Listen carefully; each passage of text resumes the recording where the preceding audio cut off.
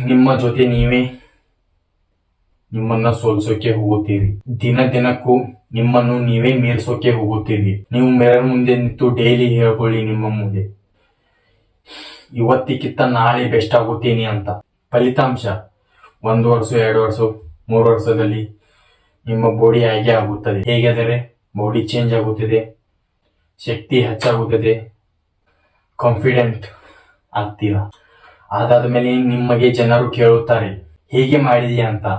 ಹಾಗೆ ನೀವು ಹೇಳಬಹುದು ಹೆಮ್ಮೆಯಿಂದ, ನಾನು ನಿಮ್ಮಗಂತೆ ಮನೆಯಲ್ಲಿ ಇರಲಿಲ್ಲ.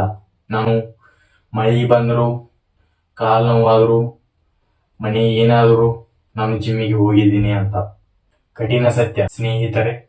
ಸುಲಭವಾದ ಜೀವನ ಬೇಕಾದರೆ ಈಗನೇ ಪರಿಶ್ರಮ ಪಡಿ. ನೀವು ಈಗ ಆರಾಮಿದ್ರೆ ಅಂದ್ರ ನಾಳೆ ನಿಮ್ಗೆ ಬಹಳ ಕಷ್ಟ ಆಗುತ್ತದೆ. ಯಾವಾಗಲೂ ಒಂದು ಮಾತು ಮೈಂಡ್ ನಲ್ಲಿ ಇಟ್ಕೊಳ್ಳಿ, ಕಷ್ಟದಿಂದ ಯಾವಾಗೂ ಓಡಬಾರದು, ಅದನ್ನು ಎದುರಿಸಬೇಕು. ಜಿಮ್ ನಿಮಗೆ